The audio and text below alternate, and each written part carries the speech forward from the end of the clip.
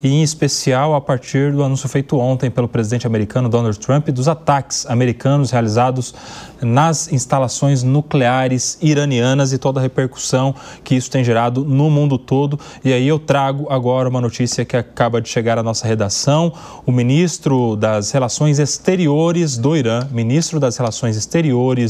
Irã, Abbas Araghchi, chegou a Moscou como parte de uma ofensiva diplomática para mobilizar o mundo contra Israel.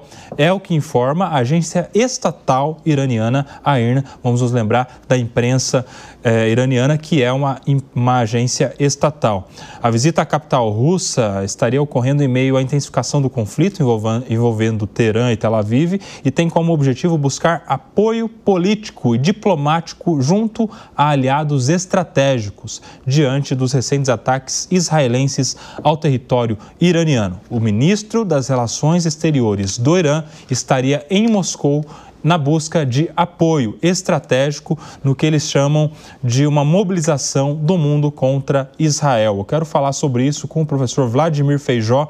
Quero entender a possibilidade de Vladimir Putin receber o ministro das Relações Exteriores e se somar a essa mobilização, professor?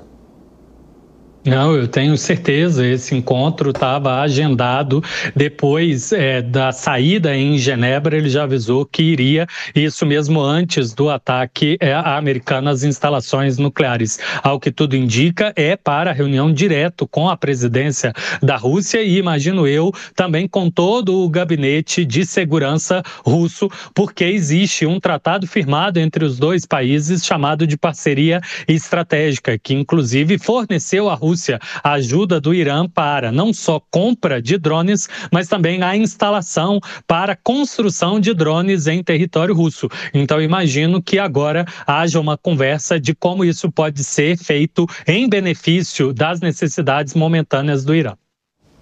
Eu quero ouvir do Augusto Lerner também a sua avaliação, Augusto, porque em meio a este encontro há outras frentes que a Rússia tem lutado também, né? Está num conflito direto com a Ucrânia.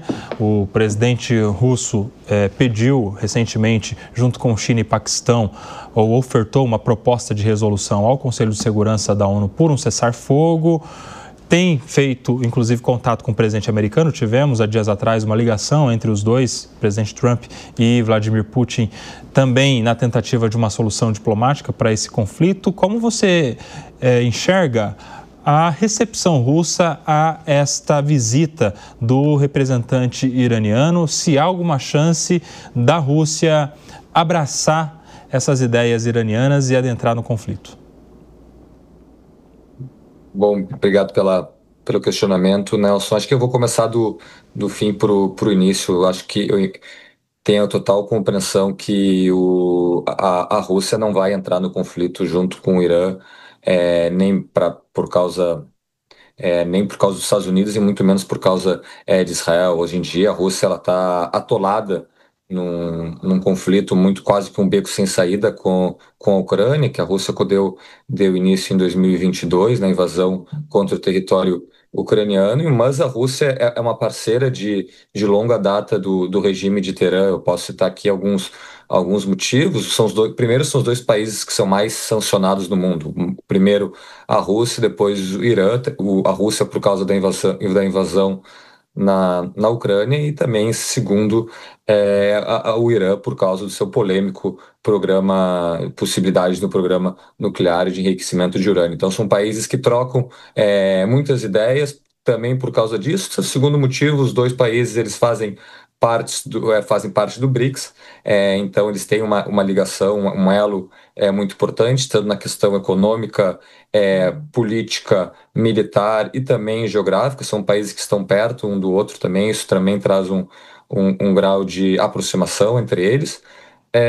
O terceiro ponto, que também acho que vale se destacar entre Rússia e Irã, eram os dois principais fiadores do regime de Bashar al-Assad na Síria, que caiu no início do ano, agora de 2025, na verdade no primeiro trimestre de 2025, mas durante toda a guerra civil na Síria, os grandes apoiadores do regime eram tanto a Rússia quanto o Irã. Então, se o regime de Assad na Síria durou durante a Guerra Civil, durante 12 anos, foi por causa da ajuda tanto do Irã quanto da Rússia, e também esse conflito aproximou ainda mais essas duas figuras, esses dois países, no caso, nessa triangulação.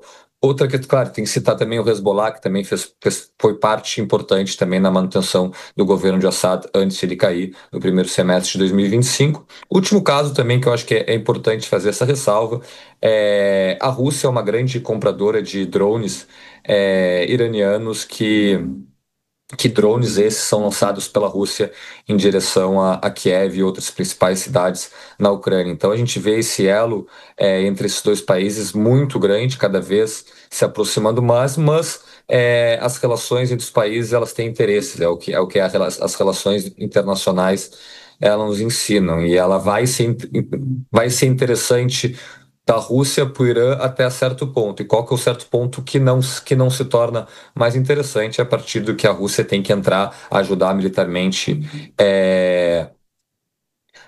o Irã no conflito com Israel e agora com os Estados Unidos, que fez um ataque muito localizado. Eles disseram que não atacaram o regime iraniano, atacaram as forças militares, e sim o enriquecimento de urânio do país.